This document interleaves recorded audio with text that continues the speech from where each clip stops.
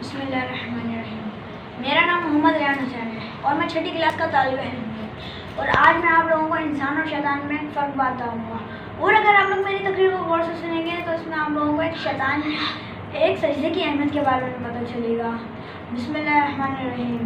اگر آپ لوگوں کو میرا چینل اچھا لگے تو اسے لائک ضرور کیجیے گا۔ آج کل ہم لوگ اپنے آپ کو جنت کا حقدار سے فہمی سمجھتے ہیں، ہم لوگ شراب خور بھی ہیں، زنا خور بھی ہیں، والدین کی نافرمانی بھی کرتے ہیں، بلکہ شیطان نے ایسا کوئی کام نہیں کیا تھا۔ شیطان نے صرف ایک سجدے سے انکار کیا تھا، اور اللہ تعالیٰ نے حضرت آدم علیہ السلام کو مٹی سے خلق کیا اور تمام فرشتوں سے کہا کہ آدم علیہ السلام کو سجدہ کیا جائے۔ سب فرشتوں نے سجدہ کیا مگر شیطان نے نہیں کیا، اور کہا کہ میں آگ کا بنا ہوا اور حضرت آدم علیہ السلام مٹی کا بنے ہوئے، میں ان کو سجدہ نہیں کروں گا۔ اللہ تعالیٰ نے کہا بس یہ تیرا تکبر ہے، اب تو میری بارگاہ سے نکل جا، تا قیامت تک تجھ پہ میری لعنت ہے اور تو مردود ہے۔ شیطان نے کہا میں نے اتنے سال تیری عبادت کی، مجھے اس کا کچھ صلہ بھی چاہیے۔ اللہ تعالیٰ نے پوچھا مانگو، میں ضرور دوں گا۔ شیطان نے کہا کہ میں تا قیامت تک تیرے بندوں کو بہکاؤں گا۔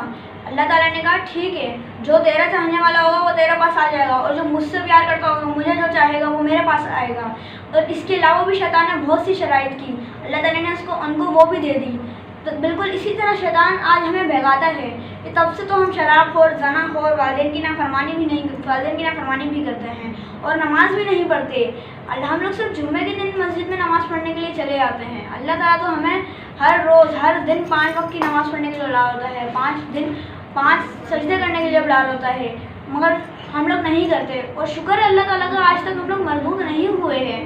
بالکل اسی طرح شیطان کربلا معلیٰ میں کھڑا ہوا امام حسین کا آخری سجدہ دیکھ رہا تھا کہ اچانک آسمان کی طرف دیکھا اور کہاں معلوم تھا نور عالم ایسے ہوتے ہیں، کہاں معلوم تھا نور عالم ایسے ہوتے ہیں، یا خدا سجدے سے انکار کبھی نہ کرتا میں، یا خدا سجدے سے انکار کبھی نہ کرتا میں، اگر مجھ کو معلوم ہوتا انسان ایسے ہوتے ہیں۔ جزاک اللہ۔